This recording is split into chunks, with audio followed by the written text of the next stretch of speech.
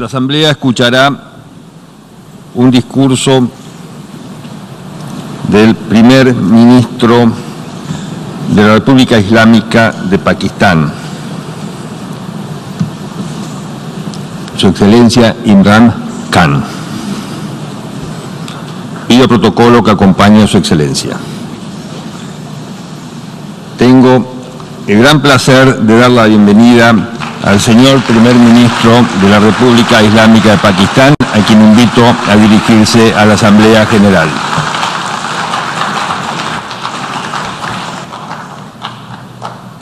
Bismillahirrahmanirrahim. Iyyaka na'budu wa iyyaka nasta'in. Mr. President, Honorable बिस्मिल्लाहिर्रहमानिर्रहीम इय्याका नाबुदु व इय्याका नस्तईन। Excellencies, जनाब सदर, इज़्ज़त माब सेक्रेटरी जनरल, काबिले एहतराम कायदीन और ख़वातीन व हज़रात, मैं आज इस फोरम पर बात करना अपने लिए एजाज समझता हूँ, जहाँ हमें दुनिया को दरपेश मसाइल पर बात करने का मौका मिलता है। मैं बहुत सारे मसाइल पर बात करना चाहता हूँ, मगर आज मैं सिर्फ 4 इंतहाई अहम मसाइल पर बात करूंगा, जिनकी वजह से मैं आज यहाँ पर आया हूँ। हमें कई संजीदा मसाइल का सामना है। मैं यहाँ ना आता, मगर मेरे ख्याल में कुछ इंतहाई अहम मसाइल हैं, जिनकी तरफ दुनिया की तवज्जो दिलाना जरूरी है, ताकि उनका हल ढूंढा जा सके। मैं इब्तिदा मौसमियाती तब्दीली के मसले से करूंगा। मौसमियाती तब्दीली के मसले पर बहुत से कायदीन ने बात की, मगर जनाब सदर, मुझे महसूस होता है कि इस मामले पर संजीदगी का मुजाहिरा नहीं किया जा रहा। शायद दुनिया के कायदीन, जो कि बहुत कुछ कर सकते हैं, उन्हें इस मामले का अंदाजा नहीं है कि इस मसले से कितनी बड़ी आफत का सामना हो सकता है। perhaps world leaders do not, some of the leaders who can do a lot do not realize the urgency of the situation. We have a lot of ideas, but as someone said, हमारे पास बहुत से ideas मौजूद हैं, मगर जैसे किसी ने कहा है कि माली वसाइल की फराहमी के बगैर तसव्वुरात महज ख्वाब होते हैं। पाकिस्तान की मिसाल देता हूँ। पाकिस्तान दुनिया के उन 10 ममालिक में शामिल है जिनको मौसमियाती तब्दीली से सबसे ज्यादा खतरा है। We depend upon our rivers. हमारा दारोमदार अपने दरियाओं पर है।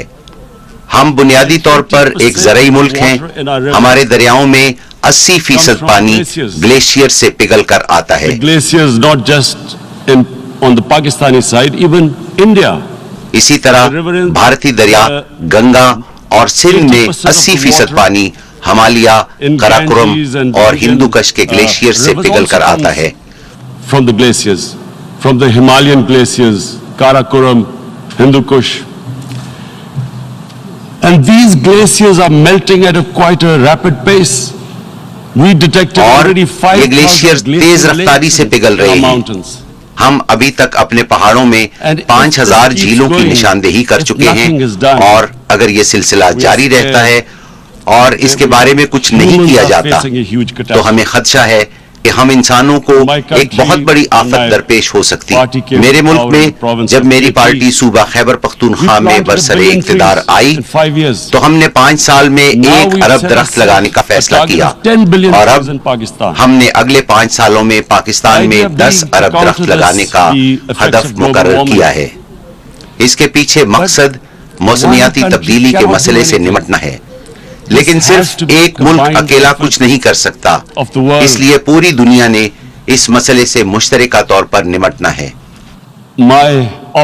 मेरी उम्मीद की वजह ये हकीकत है कि अल्लाह ताला ने इंसान को बेपनाह कुव्वत दी है। हम कुछ भी कर सकते हैं, बशर्ते कि हम अपनी जिंदा रहने वाली जबिल्लत को झंझोड़ें। Provided a survival instinct is stirred up, and this is really what I hope مجھے قوی امید ہے کہ اقوام متحدہ اس سلسلے میں قائدانہ کردار ادا کرے گی.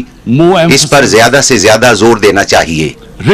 امیر ممالک کو اس پر مجبور کیا جائے کہ ان گیسوں کے اخراج میں کمی لائیں جو درجہ حرارت میں اضافے کا باعث بنتی ہیں، کیونکہ ہم جیسے ممالک سے ایسی گیسوں کا اخراج نہ ہونے کے برابر ہے. لہٰذا میں سمجھتا ہوں کہ اقوام متحدہ کو اس سلسلے میں آگے آنا چاہیے. The United Nations must take leadership in this. My second issue, دوسرا مسئلہ جس پر میں آج بات کرنا چاہ رہا ہوں وہ میرے لیے اس سے بھی زیادہ اہم ہے. جناب صدر، ہر سال اربوں روپے غریب ممالک سے امیر ممالک میں منتقل کیے جاتے ہیں. ہر سال اربوں ڈالرز حکمران طبقات کی چوری کی نظر ہو جاتے ہیں اور یہ سارا پیسہ مغربی بینک اکاؤنٹ میں منتقل کیا ہے اور وہاں پر ان رقوم سے مہنگی جائیدادیں خریدی جاتی ہیں. جناب صدر، یہ عمل ترقی پذیر ممالک کو تباہ کر رہا ہے. اس سے غربت میں اضافہ ہو رہا ہے اور غریب ممالک قرضوں کے بوجھ تلے دب رہے ہیں اور اس سے غریب اور امیر لوگوں میں فرق مزید بڑھتا جا رہا ہے. The developing world. This is causing more poverty, debts. It's impoverishing the developing world. The difference between rich and poor countries is growing because of this. Money laundering, money laundering اس وجہ سے ہو رہی ہے کیونکہ غریب ممالک سے امیر ممالک میں ہونے والی منی لانڈرنگ کو ویسے نہیں سمجھا جاتا جیسے منشیات سے حاصل کیا گیا پیسہ یا دہشت گردی کی مالی معاونت کے لیے استعمال ہونے والی مالی وسائل پر دنیا کی نظر ہے. غریب ممالک کو جس طرح اپنے بااثر طبقات لوٹ رہے ہیں اس کو کوئی جرم تصور ہی نہیں کرتا. مجھے جب سال پہلے حکومت ملی تو اس سے پہلے والے 10 سالوں میں ہمارے ملک کے مجموعی قرضے میں 4 گنا اضافہ ہوا. جو قرضہ 60 سالوں میں لیا گیا تھا اس کا 4 گنا صرف 10 سالوں میں لیا گیا. charge of our government a year back. In the 10 years preceding that, our total debt went up 4 times. The debt we had accumulated in 60 years, just in 10 years it went up 4 times. As a result, the total revenue اس کے نتیجے میں ہم نے ایک سال میں جتنا tax اکٹھا کیا اس کا آدھا صرف قرضوں کی ادائیگی پر چلا گیا. اگر یہ حالات ہوں تو ہم انسانوں یعنی اپنے 22 کروڑ لوگوں پر پیسہ کیسے خرچ کریں گے؟ وجہ یہی تھی کہ ہمارے ملک کو حکمران طبقات نے بری طرح لوٹا تھا اور وہ بڑی آسانی سے یہ سارا پیسہ ملک سے باہر لے گئے. جناب صدر، جب اس لوٹے ہوئے پیسے سے بیرون ممالک میں خریدی گئی جائیدادوں کی نشاندہی کی گئی تو ہمیں یہ پیسہ واپس لانے میں بہت سی مشکلات کا سامنا کرنا پڑ رہا ہے. ہم یہ پیسہ واپس لا کر اپنے لوگوں پر خرچ کر سکتے ہیں مگر اس سلسلے میں بہت سی مشکلات درپیش ہیں. ایسے قوانین بنائے گئے ہیں جو ان مجرموں کو تحفظ فراہم کر رہے ہیں. But they are such, it's so difficult. The laws protecting these criminals. We do not have the sort of money. ہمارے پاس اتنے وسائل نہیں کہ ہم مہنگے ترین وکلا کی خدمات حاصل کر کے ان پر کروڑوں ڈالر خرچ کریں. اس لیے ہمیں امیر ممالک کی مدد کی ضرورت ہے. اور جناب صدر، یہ بہت اہم ہے. امیر ممالک میں پولیٹیکل ول ہونی چاہیے کہ وہ کسی کو ایسا نہ کرنے دیں. غریب ممالک انسانی ترقی جسے اقوام متحدہ SDG کا نام دیتی ہے پر پیسے کہاں سے خرچ کریں گے؟ لہٰذا امیر ممالک کو چاہیے کہ وہ اب اس بارے میں کچھ کریں. وہ ایسے اقدامات کریں کہ کرپٹ حکمرانوں کے لیے یہ ممکن ہی نہ رہے کہ وہ اپنے ملک کا پیسہ چوری کر کے بیرون ممالک جائیداد منتقل کریں. To stop economic refugees coming as we see right now, they must take action. They must take action now. It must be a deterrent. Corrupt ruling elites should not be able to. وہ ایسے اقدامات کریں کہ corrupt حکمرانوں کے لیے یہ ممکن ہی نہ رہے کہ وہ اپنے ملک کا پیسہ چوری کر کے بیرون ممالک منتقل کریں اور وہاں پر ان پیسوں سے مہنگی جائیدادیں خریدیں. مجھے سمجھ نہیں آ رہی یہ ٹیکس ہیونز کیوں بنائی گئی ہیں؟ ان کی اجازت کیوں ہے؟ ان ٹیکس ہیونز کو قانونی حیثیت کیوں دی گئی ہے؟ اب دنیا تبدیل ہو رہی ہے، دنیا کی آبادی میں اضافہ ہو رہا ہے، لہٰذا اس سے ہم شدید خطرات سے دوچار ہو سکتے ہیں کہ غریب غریب تر ہوتے جائیں اور امیر امیر تر ہوتے جائیں۔ لہٰذا یہ میرا دوسرا نقطہ ہے اور مجھے امید ہے کہ اقوام متحدہ اس معاملے میں قائدانہ کردار ادا کرے گی۔ United Nations takes a lead in this. It involves the IMF, the World Bank, Asian Development Bank. They must find a way of stopping this. اور IMF اور ورلڈ بینک کی مدد سے ترقی پذیر ممالک کو اس طرح لوٹنے کا راستہ روکے گی۔ میرا تیسرا نقطہ نظر اسلاموفوبیا ہے۔ اس وقت دنیا میں تقریباً 1.30 ارب مسلمان آباد ہیں۔ مسلمان دیگر ممالک مثلاً یورپی یونین اور دوسرے ممالک میں اقلیتوں کی حیثیت سے آباد ہیں۔ 9/11 کے بعد اسلاموفوبیا میں خطرناک تیز رفتاری سے اضافہ ہوا ہے۔ انسانی برادریاں ایک ساتھ رہا کرتی ہیں، ان کو ایک دوسرے کو سمجھنا چاہیے، لیکن اسلاموفوبیا کی وجہ سے ہم ایک دوسرے سے دور ہوتے جا رہے ہیں۔ اگر مسلمان خواتین حجاب پہنتی ہیں تو کچھ ممالک میں اس کو بھی مسئلہ بنا دیا گیا ہے۔ حجاب کی حیثیت کیا ایک ہتھیار کی سی ہے؟ کچھ ممالک میں خواتین اپنے کپڑے اتار سکتی ہیں مگر وہ کپڑے پہن نہیں سکتی۔ یہ کیسے ہو سکتا ہے؟ یہ صرف اسلاموفوبیا کی وجہ سے ہوتا ہے۔ A woman can take off her clothes in countries, but she can't put on more clothes. How is this happening? Because of Islamophobia. And how did this Islamophobia start? After 9/11. And Islamophobia کا آغاز کیسے ہوا؟ اس کا آغاز 9/11 کے بعد ہوا۔ اور یہ کیوں ہوا؟ اس کا آغاز اس لیے ہوا کہ کچھ مغربی لیڈروں نے دہشت گردی کو اسلام سے جوڑا، اور اسلامی دہشت گردی، انتہا پسند اسلام جیسی اصطلاحیں استعمال کی گئیں۔ انتہا پسند اسلام ہے کیا؟ اسلام تو صرف ایک ہی ہے، اور وہ ہے محمد صلی اللہ علیہ وسلم کا اسلام، جس کی ہم پیروی کرتے ہیں۔ اس کے علاوہ اور کوئی اسلام نہیں ہے۔ آپ انتہا پسند اسلام جیسی اصطلاحوں سے مغربی ممالک کے لوگوں کو کیا پیغام دے رہے ہیں؟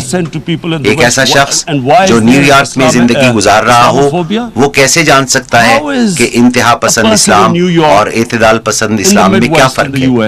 دہشت گردی کا مذہب کے ساتھ کوئی تعلق نہیں ہوتا۔ اسلامی دہشت گردی اور انتہا پسند اسلام جیسی اصطلاحیں جن کا استعمال اہم لیڈران کرتے ہیں، وہ بنیادی وجہ ہے جو اس اسلاموفوبیا کی بنیاد ہے، اور اس سے مسلمانوں کو بہت تکلیف ہوتی ہے۔ جب ہم مغربی ممالک کا رخ کرتے ہیں تو ہمیں نظر آتا ہے کہ یہ صورتحال بد سے بدتر ہوتی جا رہی ہے۔ For this Islamophobia, and it has caused pain amongst Muslims. We in Muslim countries watch this Islamophobia traveling abroad, and it's getting worse. And may I just say, Mr. President, that in جناب صدر، کیا میں کہہ سکتا ہوں کہ یورپی ممالک میں مسلمانوں کو کمزور کیا جا رہا ہے؟ ہم سب کو معلوم ہے کہ جب آپ کسی خاص طبقے کو کمزور کرتے ہیں تو اس سے انتہا پسندی جنم لیتی ہے۔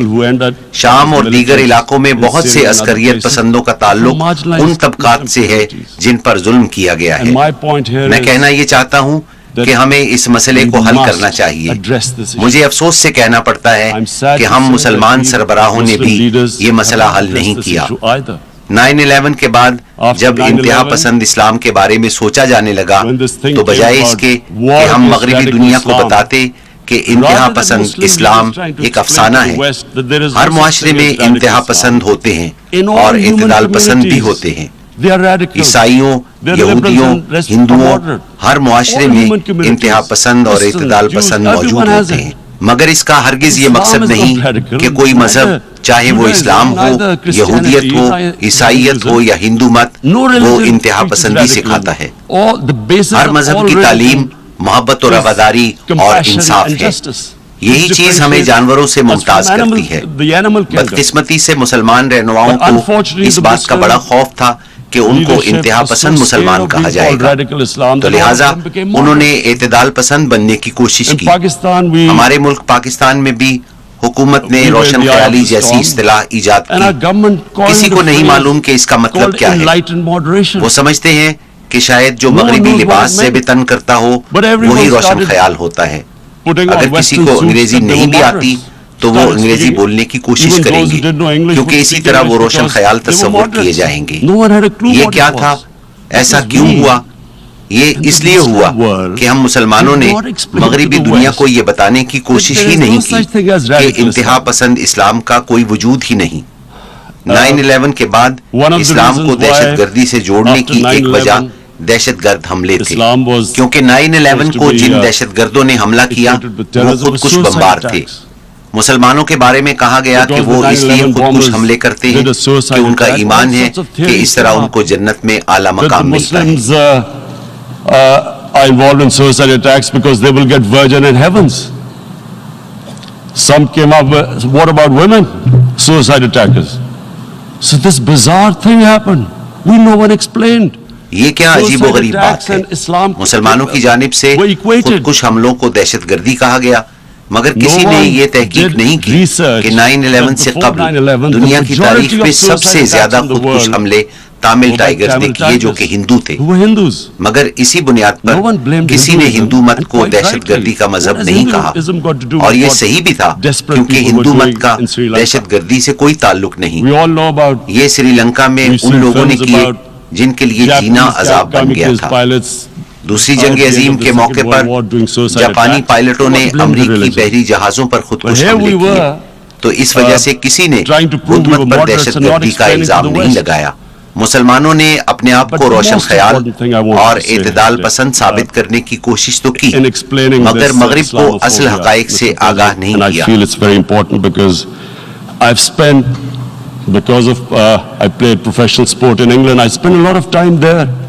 لہٰذا میں سمجھتا ہوں کہ اسلاموفوبیا پر مغرب کو بتانا بہت ضروری ہے، کیونکہ میں مغرب میں بہت سال رہا ہوں اور مجھے معلوم ہے کہ مغربی لوگ مذہب کو اس نظر سے نہیں دیکھتے جس نظر سے ہم مذہب کو دیکھتے ہیں. اور یہ کہ اسلام کے بارے میں ان کی غلط فہمی کیسے پیدا ہوئی. 1989 میں ایک کتاب شائع کی گئی جس میں ہمارے پیارے نبی صلی اللہ علیہ وسلم کی توہین کی گئی، جس سے مسلم دنیا میں رد عمل آیا. مغرب کو اس مسئلے کی سمجھ ہی نہیں آئی کیونکہ مغرب میں مذہب کو بالکل مختلف نقطۂ نگاہ سے دیکھا جاتا ہے. وہ ہماری طرح مذہب کو نہیں دیکھتے. اسلام کو عدم برداشت کا مذہب سمجھا گیا.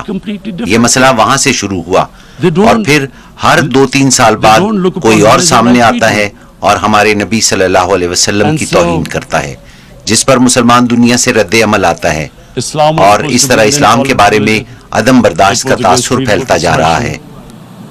And Islam took a real beating 30 years ago. I still remember it became a watershed.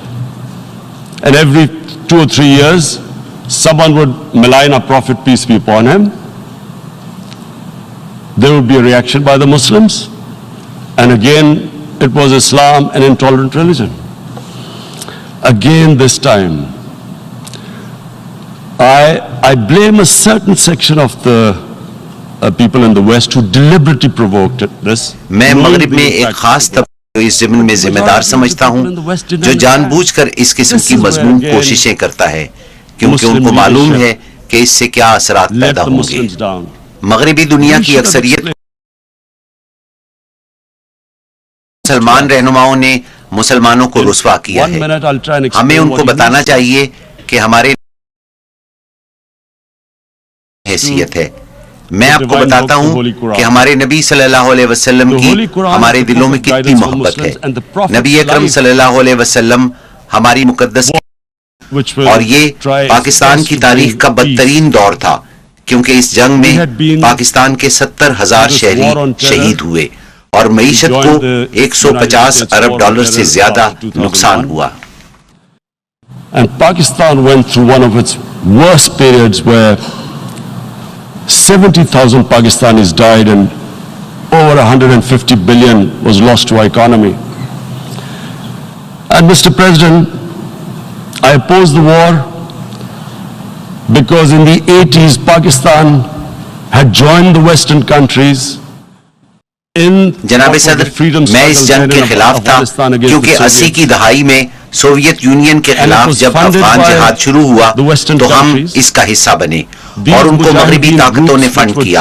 Guerrilla جنگ کے لیے مجاہدین کے گروپ بنائے گئے جنہیں پاکستان آرمی نے تربیت دی اور مغربی ممالک بالخصوص امریکہ نے مالی امداد فراہم کی. اس کو افغانستان میں جدوجہد آزادی کا نام دیا گیا. روسیوں نے انہیں دہشت گرد کہا مگر ہم نے انہیں مجاہدین کہا. 1989 میں سوویت یونین کو شکست ہوئی تو امریکہ بھی واپس چلا گیا اور ہمیں تنہا چھوڑ دیا. The Americans packed up and left. Pakistan was left with these groups. Come 9/11. پھر سن 2001 میں امریکہ نے افغانستان پر قبضہ کیا اور پاکستان بھی اس جنگ کا حصہ بنا. میں جنگ کے خلاف کیوں تھا؟ اس کی وجہ ہی یہ تھی کہ ہم نے ان مجاہدین کی پہلے ذہن سازی کی. اس لیے جب ہم نے افغانستان میں امریکہ کا ساتھ دیا تو یہ سارے مجاہدین ہمارے خلاف ہو گئے. میں اپنی حکومت سے کہتا تھا کہ ہمیں غیر جانبدار رہنا چاہیے تھا کیونکہ غیر جانبدار حیثیت سے ہم ان کو کنٹرول کر سکتے ہیں، مگر جب ان کے خلاف جنگ کا حصہ بنے تو وہ ہمارے بھی دشمن بن گئے اور اس طرح ہم ایک خوفناک صورتحال سے دوچار ہوئے اور ہمارے 70,000 لوگ شہید ہوئے. یہ نقصان ہم نے ایک ایسی جنگ میں اٹھایا جس سے ہمارا کچھ لینا دینا نہیں تھا. You become collaborators and they will attack you, which is what happened. They turned against us. We went through a nightmare. 70,000 people killed in a war we had nothing to do with. No Pakistani was involved in 9/11. Taliban Afghanistan میں تھے، القاعدہ افغانستان میں تھی، ہمارا اس سے کیا تعلق تھا؟ مگر ہم نے 70,000 لوگ شہید کروائے. تو لہٰذا جب میں فیصلہ کیا کہ ان گروپس میں ہے ہم ختم کریں، اور یہ فیصلہ صرف ہم نے نہیں کیا بلکہ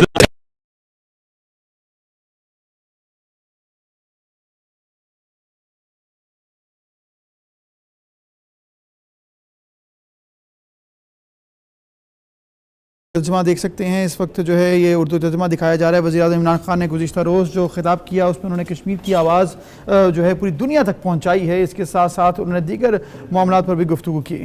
گروپ بھیجیں اور دیکھیں کہ آیا واقعی پاکستان میں کہیں پر دہشت گردوں کا کوئی ٹھکانہ بچا ہے. مگر ہم نے فیصلہ کیا کہ پاکستان میں کسی عسکری تنظیم کا کوئی وجود نہیں ہوگا. اس مسئلے پر بات کرنے سے پہلے میں آپ کو اس پس منظر سے آگاہ کرنا چاہتا تھا. دوسری بات یہ ہے کہ ہم نے اپنے ہمسایوں سے تعلقات کو بہتر کرنے کی کوشش کی. افغان سرحد پر ہم نے باڑ لگائی. اسی طرح ہم نے ایران کی سرحد پر اپنی نگرانی تیز کر دی ہے اور ان ہمسایہ ملکوں سے تعلقات کو بہتر کرنے کی کوشش کی ہے اور بھارت کے ساتھ بھی تعلقات بہتر کرنے کی کوشش کی. Now let me just give you a little background about my relationship with India. Because of cricket, میں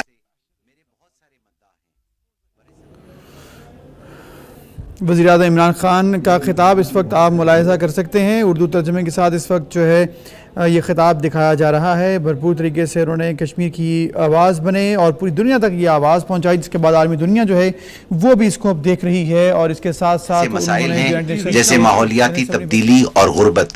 آئیں ہم مل کر اپنے مسائل باہمی تجارت سے حل کریں اور اعتماد کی بنیاد پر تعلقات قائم کریں. نریندر مودی نے مجھے بتایا کہ پاکستان سے دہشت گردی کے حملے ہوتے ہیں. میں نے ان سے کہا ہمیں بھی آپ کی طرف سے بلوچستان میں دہشت گردی کا سامنا ہے. کلبھوشن یادو نے جو جاسوسی کرتے ہوئے پکڑا گیا تسلیم کیا کہ وہ کراچی اور بلوچستان میں جاری دہشت گردی میں ملوث ہے. میں نے کہا آؤ اس سے آگے بڑھیں. ہماری اولین ترجیح ہمارے عوام ہونے چاہیے.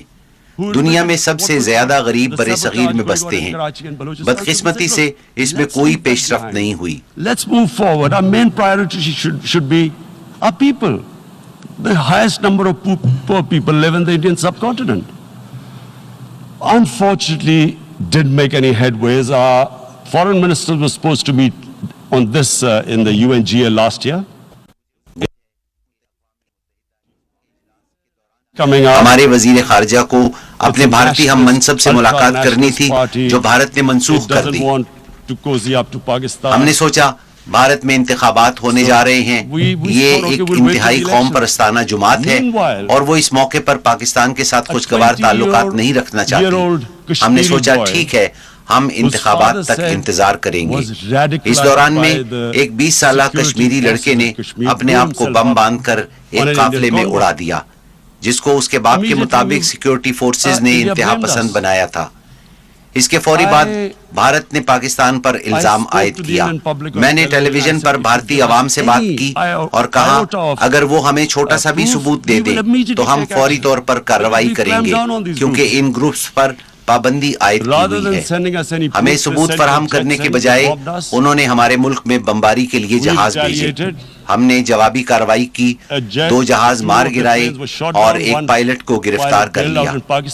ہم نے فوری طور پر پائلٹ کو واپس کر دیا اور یہ پیغام دیا کہ ہم کشیدگی میں اضافہ نہیں چاہتے. اس اقدام کو امن کا پیغام سمجھنے کی بجائے انہوں نے اپنی ساری انتخابی مہم اس بات پر مرکوز رکھی کہ انہوں نے پاکستان کو کیسا سبق سکھایا ہے اور 350 دہشت گردوں کو ہلاک کر دیا ہے جو کہ ایک سفید جھوٹ ہے. 350 terrorists, complete lie. They had just killed about 10 trees of ours. اس میں ہمارے صرف 10 درختوں کو نقصان پہنچا اور یہ بھی ہمارے لیے خاصا تکلیف دہ تھا. He then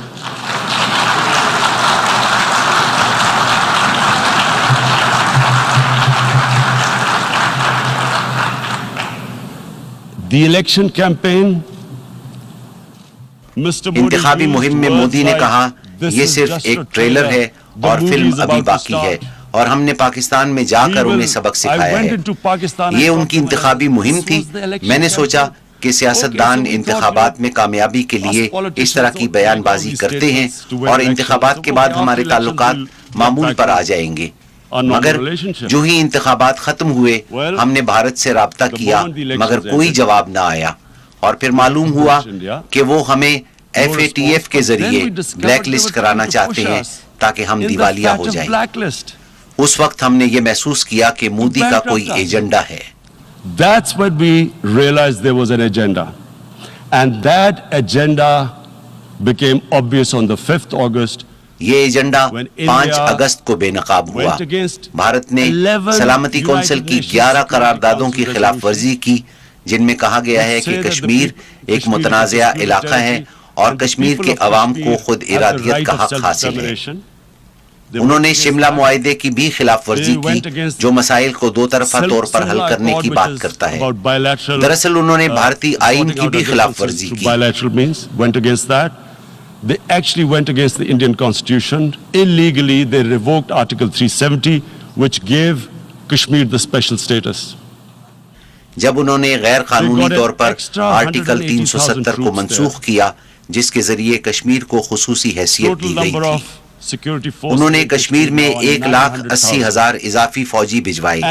اب کشمیر میں بھارتی فوج کی مجموعی تعداد 9 لاکھ ہے اور انہوں نے 80 لاکھ کشمیریوں کو کرفیو لگا کر محصور کیا ہوا ہے. Mr. President, now I just briefly want to make the people understand. جناب صدر, میں آپ کو مختصر طور پر یہ بات سمجھانا چاہتا ہوں کہ کوئی ایسا کیسے کر سکتا ہے اور مجھے یہ واضح کرنا ہوگا کہ RSS کیا ہے. نریندر مودی RSS کا تاحیات ممبر ہے. Mr. Narendra Modi is a life member of RSS. RSS was an organization that was inspired by Adolf Hitler and Mussolini, came about in 1925. RSS Hitler اور مسولینی سے متاثر ہے جس کا قیام 1925 میں عمل میں آیا. یہ نسلی امتیاز پر یقین رکھتے ہیں. وہ یہ بھی مانتے ہیں کہ وہ آریائی نسل سے ہیں. نازی ازم کو ماننے والے بھی یہی کہتے تھے. جو میں کہہ رہا ہوں اس کی تصدیق کی جا سکتی ہے. یہ وقت معلوماتی انقلاب کا ہے. آپ جاننے کے لیے گوگل کی مدد لے سکتے ہیں. میرے لیے یہ بہت اہم ہے کہ وضاحت کروں تاکہ معلوم ہو کہ اس وقت بھارت میں کیا ہو رہا ہے. RSS بھارت میں مسلمانوں کی نسل کشی پر یقین رکھتی ہے. ان کا اولین نقطہ نظر ہندوؤں کی بالادستی اور مسلمانوں اور عیسائیوں کے لیے نفرت ہے. it was hatred for the Muslims and for the Christians, because they believed that this golden age of Hindu civilization was stopped because of Muslim rule centuries back and then the British rule of India. So it was وہ سمجھتے ہیں ہندو مت کی سنہری تہذیب کا تسلسل مسلمانوں اور برطانوی دور حکومت کی وجہ سے ٹوٹا. یہ بات کھلے عام کہی This گئی. is openly stated. You look at the founding fathers of RSS. آپ RSS کے بانیوں پر نظر ڈالیں, آپ گوگل پر جائیں تو سب معلوم ہو جائے گا. Just Google them and you'll find out. And this ideology of hate is what murdered the great Mahatma Gandhi in 1948. 1948 میں عظیم لیڈر مہاتما گاندھی کے قتل کی وجہ یہی نفرت پر مبنی نظریہ تھا, اور پھر سن 2002 میں یہی نظریہ تھا جب مودی نے گجرات میں مسلمانوں کا منظم قتل عام کیا جب وہ وزیر اعلیٰ تھے. He allowed 3 days for these RSS goons who were inspired by the Hitler brown shirts. They actually wear brown shirts. This RSS کے غنڈے 3 روز تک مسلمانوں کا قتل عام کرتے رہے, جنہوں نے 2000 مسلمانوں کو بے دردی سے قتل کیا. انہوں نے ہٹلر کی پسندیدہ براؤن رنگ کی قمیصیں پہن رکھی تھیں. کانگریس کے سابق وزیر داخلہ نے بیان دیا کہ RSS کے کیمپوں میں دہشت گردوں کو تربیت دی جا رہی ہے, جنہوں نے 2000 مسلمانوں کو قتل کیا اور 1,50,000 مسلمان بے گھر ہوئے. یہی وجہ تھی کہ نریندر مودی کے امریکہ داخلے پر پابندی عائد کر دی گئی تھی. مجھے آپ کو یہ پس منظر بتانا ہے کہ یہ کیسی ذہنیت ہے جو 80 لاکھ لوگوں کو 9 لاکھ فوجیوں کی موجودگی میں محصور کر دیتی ہے. عورتوں, بچوں اور بیمار افراد کو گھروں میں جانوروں کی طرح قید کر دیا گیا. اصل میں جو میں برطانیہ کے بارے میں جانتا ہوں کہ اگر وہاں 80 لاکھ جانوروں کو بھی بند کیا جاتا تو بہت زیادہ شور برپا ہوتا. یہ تو پھر انسان ہے.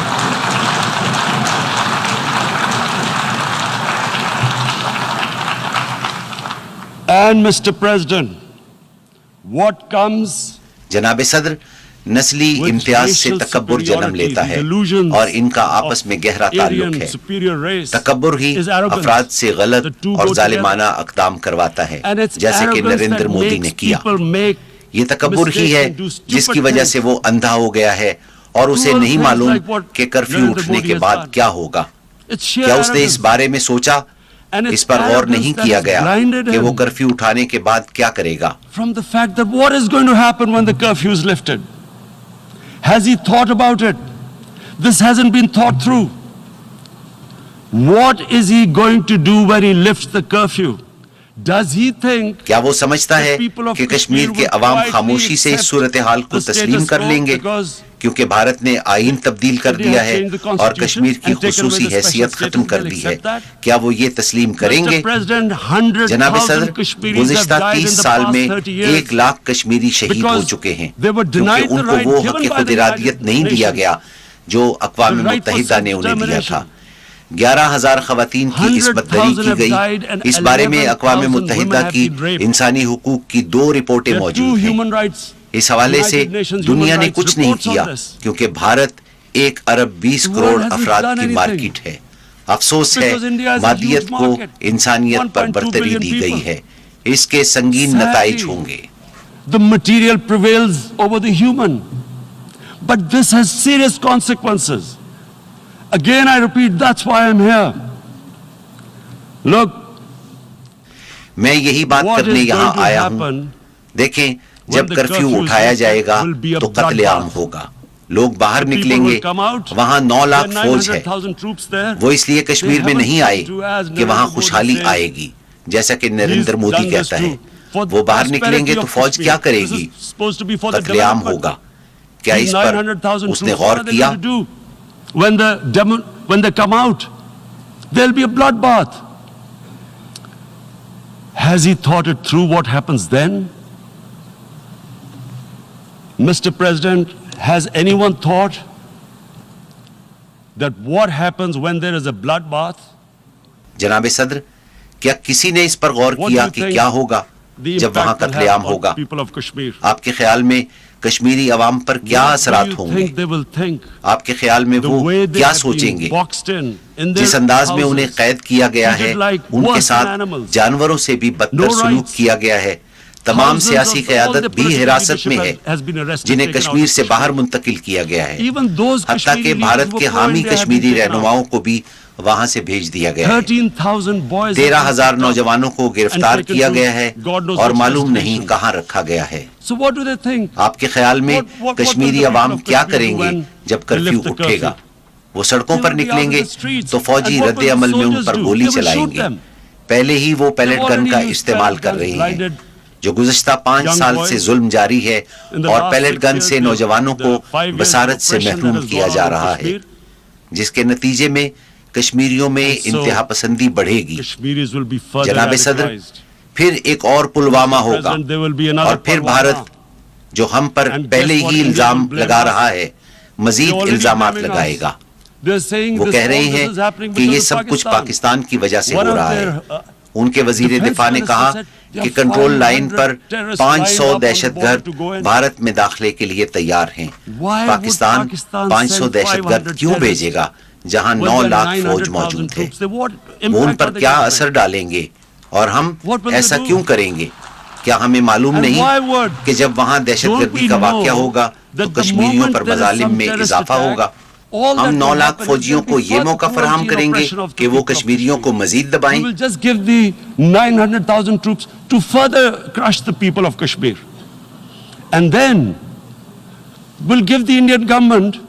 اور بھارتی حکومت کو بھی یہ موقع دیں گے کہ وہ پاکستان پر دہشت گردی کا الزام لگاتے ہوئے اسلامی دہشت گردی کا منترا دہرائے، جسے سنتے ہی ساری دنیا اپنا منہ پھیر لیتی ہے اور کوئی انسانی حقوق کی بات نہیں کرتا. اور آپ جو چاہیں وہ کریں. جو آج کشمیر میں ہو رہا ہے وہ اسلامی دہشت گردی کی رٹ لگاتے رہیں گے جو کہ وہ اب کر رہے ہیں. ہمیں اس سے کیا فائدہ ہوگا اور کشمیری عوام پر ظلم میں اضافہ ہوگا اور ہم یہ کیوں چاہیں گے؟ لیکن بھارت کے پاس کوئی اور بیانیہ نہیں. جب وہ کرفیو اٹھائیں گے جو بھی رد عمل آئے گا اس کا الزام پاکستان پر لگے گا. But there is no other narrative left for India. As when they lift the curfew, whatever happens, Pakistan will be blamed, and there is always a danger of another Pulwama. They will again. ایک اور پلوامہ کا خطرہ ہر وقت موجود ہے. ہو سکتا ہے وہ دوبارہ ہم پر حملہ کرے اور پھر وہی سلسلہ دوبارہ چل پڑے. اور نریندر مودی کیا سوچتا ہے کہ اس وقت بھارت میں 18 کروڑ مسلمان کیا سوچ رہے ہیں؟ کیا وہ یہ نہیں دیکھ رہے کہ کشمیریوں کے ساتھ وہاں کیا ہو رہا ہے؟ 55 دنوں سے وہ گھروں میں قید ہیں. کیا وہ نہیں دیکھ رہے؟ آپ نہیں سمجھتے کہ بھارت میں رہنے والے 18 کروڑ مسلمان کیا انتہا پسندی کی طرف مائل نہیں ہوں گے؟ اور جب وہ انتہا پسند بن جائیں گے تو پھر سارے بھارت میں ایسے ہی واقعات ہوں گے. ہم پر دوبارہ الزام لگے گا. Again we will be blamed. And I'm warning you right now, again we will be blamed. میں آپ کو خبردار کر رہا ہوں کہ ہم پر دوبارہ الزام لگے گا. جناب صدر، 1 ارب 30 کروڑ مسلمانوں کے بارے میں کیا خیال ہے جو سب دیکھ رہے ہیں؟ انہیں معلوم ہے کہ کشمیر میں ہندوؤں کے ساتھ نہیں بلکہ کشمیری مسلمانوں پر ظلم ہو رہا ہے. انہیں معلوم ہے کہ یہ سب کچھ ان کے مذہب کی وجہ سے ہے. آپ کیا سمجھتے ہیں کہ اگر 80 لاکھ کے بجائے محض 8,000 یہودیوں کے ساتھ یہ سلوک ہو تو وہ کیا سوچیں گے؟ یورپ کے لوگ کیا سوچیں گے؟ کسی کے ساتھ بھی ایسا ہو تو وہ کیا سوچے گا؟ کیا ہم کمتر مخلوق ہیں؟ کیا ہمیں اس سے تکلیف نہیں پہنچتی؟ اور پھر کیا ہوگا؟ 1 ارب 30 کروڑ مسلمانوں میں سے کچھ ہتھیار اٹھا لیں گے. Are we a children of a lesser God? Is it not going to cause us pain? And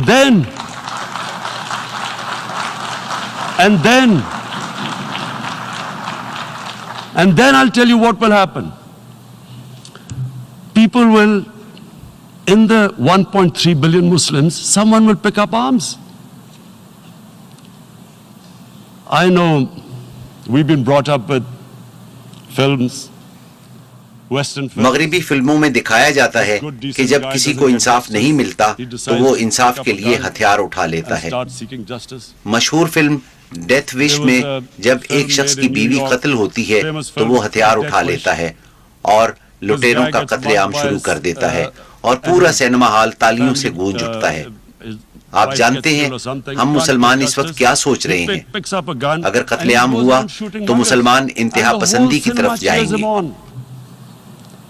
So what do you think the Muslims are thinking right now? If there is a bloodbath, there will be Muslims becoming radicals, not because of Islam, جس کی وجہ اسلام نہیں بلکہ وہ صورتحال ہوگی جب انہیں انصاف نہیں ملے گا. روہنگیا کے 1 لاکھ مسلمانوں کی نسل کشی کی گئی. اس پر عالمی برادری کی کیا ذمہ داری تھی؟ آپ کے خیال میں 1 ارب 30 کروڑ مسلمانوں کا کیا رد عمل ہوگا؟ میں اپنے آپ کو کشمیری تصور کرتا ہوں جو کہ 55 دنوں سے محصور ہے. میں عورتوں کی عصمت دری کے واقعات سنتا ہوں جب بھارتی فوج گھروں میں داخل ہوتی ہے. کیا میں اس تذلیل کے ساتھ زندہ رہوں گا؟ میں ہتھیار اٹھاؤں گا. I have heard about and there are rapes, Indian Army going into homes, soldiers. Would I want to live this humiliation? Would I want to live like that? I would pick up a gun. You're forcing people. You are forcing people into radicalization. آپ لوگوں کو زبردستی انتہا پسندی کی طرف دھکیل رہی ہیں. جب لوگوں میں زندہ رہنے کی خواہش ختم ہو جائے تو وہ کس لیے زندہ رہیں؟ اگر آپ انسانوں کے ساتھ ایسا کریں گے تو آپ انہیں انتہا پسند بنائیں گے. جناب صدر، اس لیے میں دہرانا چاہوں گا کہ بہت نازک وقت ہے. اس پر رد عمل آئے گا. پاکستان پر الزام لگایا جائے گا. There will be a reaction to this. Pakistan will be blamed. 2 nuclear armed countries will come face to face like we came in February. 2 ایٹمی قوتیں آمنے سامنے ہوں گی جیسے فروری میں ہوا. اس سے پہلے کہ ہم اس سمت بڑھیں اقوام متحدہ اپنی ذمہ داری پوری کرے. This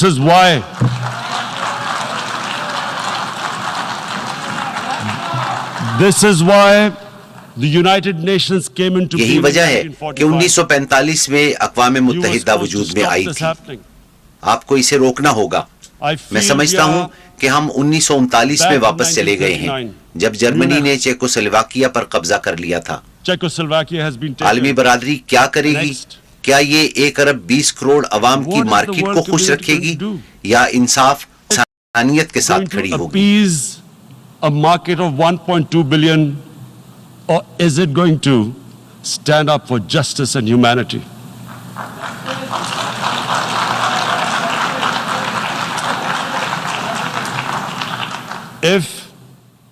اگر یہ سلسلہ جاری رہا تو آپ بدترین حالات کے لیے تیار رہیں. جناب صدر، اگر 2 ایٹمی ملکوں میں روایتی جنگ چھڑ جاتی ہے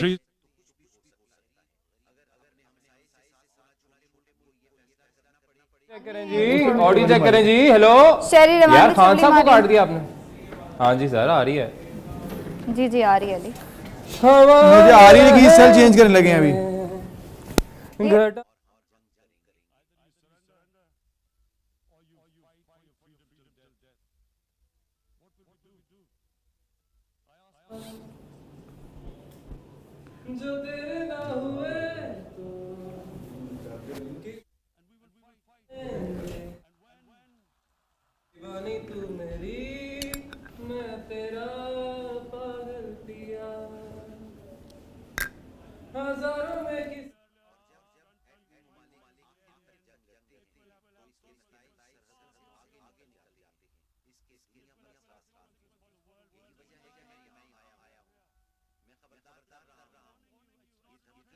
خوف اور پریشانی ہے.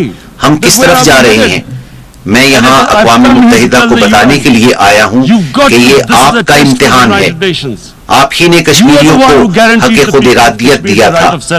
وہ اس پر عمل درآمد نہ ہونے کی وجہ سے مشکلات میں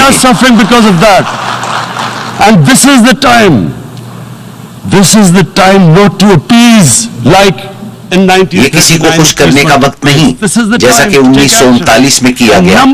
یہ فوری کارروائی کا وقت ہے. پہلا اقدام یہ کہ بھارت ہر صورت غیر انسانی کرفیو کا خاتمہ کرے جو کہ 55 دنوں سے جاری ہے.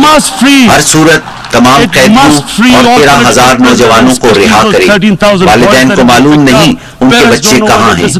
اور پھر عالمی برادری ہر صورت کشمیریوں کو ان کا حق خود ارادیت دلوائے. شکریہ. Must give the people of Kashmir the right of self-determination. Thank you.